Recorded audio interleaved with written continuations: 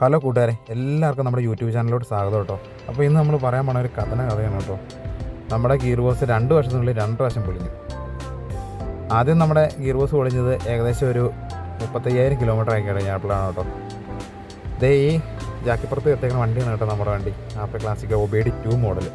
അപ്പം 35,000 കിലോമീറ്റർ കൊണ്ടുവന്ന് കഴിഞ്ഞപ്പോൾ നമുക്ക് വാറണ്ടി ഇടാനോ വാറണ്ടി പീരീഡിൽ നമുക്ക് ഇത് ചെയ്തു തന്നു. പക്ഷേ എനിക്ക് വാറണ്ടി ഒന്നും കിട്ടിയിട്ടില്ല നിലവിൽ. എൻ്റെ കയ്യിൽ നിന്ന് അന്ന് 4,500 രൂപ ഇവർ മേടിച്ചതിന് ശേഷമാണ് വണ്ടി ഇറക്കി തന്നു വിട്ട് ഷോറൂമിൽ നിന്ന്.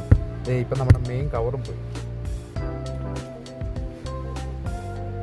മെയിൻ കവർ പോകാനുള്ള കാരണം എന്താണെന്ന് വെച്ച് കഴിഞ്ഞാൽ ബയറിങ് പോയിട്ട് അതിൻ്റെ നീഡിൽ ബയറിങ് മൊത്തം ചാടി കിടന്ന് ഫുള്ള് അത് കറങ്ങി ഓവലായിപ്പോയി. ഇപ്പം നമ്മൾ 35,000 കിലോമീറ്റർ പണിത വണ്ടിയല്ലേ, പെട്ടെന്ന് ഒരു 25 ഓടിക്കഴിഞ്ഞപ്പോഴത്തേക്കും പോകുമെന്നുള്ളൊരു പ്രതീക്ഷയില്ലാത്ത കാരണം സൗണ്ട് കേട്ടപ്പോഴും നമ്മൾ വേറെന്തോ ആണെന്ന് ഓർത്ത് നമ്മൾ ഓടിച്ചുകൊണ്ട് നടന്നായിരുന്നു കേട്ടോ. പക്ഷേ അത് ശരിക്കും പറഞ്ഞാൽ ബയറിങ് പോയിട്ട് ഉണ്ടായ ഒച്ച തന്നെയായിരുന്നു.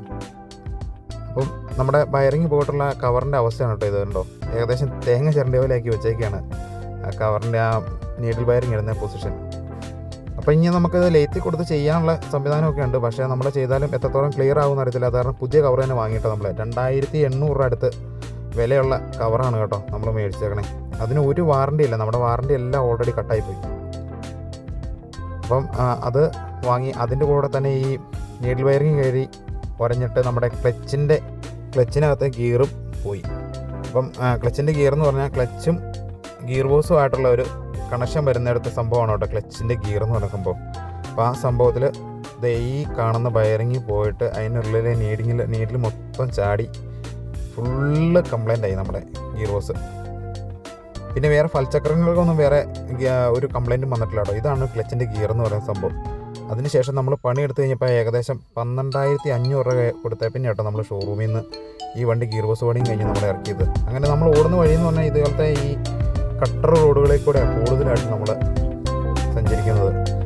ഓട്ടം കൂടുതലും അങ്ങനെ അങ്ങോട്ടാണ് കിട്ടണേ. അപ്പം ഇങ്ങനെ നിങ്ങൾക്കും ഗിയർ ബോക്സിന് 2 പ്രാവശ്യമൊക്കെ പണി കിട്ടിയിട്ടുണ്ടെങ്കിൽ ഒന്ന് നമ്മുടെ വീഡിയോയുടെ അടിയിലൊന്ന് കമൻറ്റ് ചെയ്യുകയൊക്കെ ഒന്ന് ചെയ്യണം കേട്ടോ. അതുപോലെ വേറെ എന്തെങ്കിലും പ്രോപ്പറായിട്ടുള്ള കംപ്ലൈൻറ്റുകൾ നിങ്ങൾക്ക് വരുന്നുണ്ടെങ്കിൽ നിങ്ങൾ അതും കൂടെ ഒന്ന് നമ്മുടെ ചാനലിൻ്റെ അടിയിൽ ഈ വീഡിയോയുടെ അടിയിലൊന്ന് കമൻറ്റ് ചെയ്യണം. അപ്പോൾ അങ്ങനെ നമ്മൾ ഷോറൂമിൽ നിന്ന് വർക്കെല്ലാം എടുത്തു, വണ്ടി നമുക്ക് ഓടിക്കാനുള്ള സെറ്റപ്പിലായി. അപ്പോൾ ഇത് നമ്മുടെ ഒരു ഇടുക്കി ഡാമിൻ്റെ അടുത്തുള്ള വ്യൂ കേട്ടോ കാണുന്നത്. അപ്പം നിങ്ങൾക്ക് നമ്മുടെ ചാനൽ ഇഷ്ടമെങ്കിൽ നമ്മുടെ ചാനലൊന്ന് സബ്സ്ക്രൈബ് ചെയ്യണം. അതുപോലെ തന്നെ ഒന്ന് ഷെയർ ചെയ്യണം. അതുപോലെ നമ്മളെ ഒന്ന് സപ്പോർട്ട് ചെയ്യണം കേട്ടോ.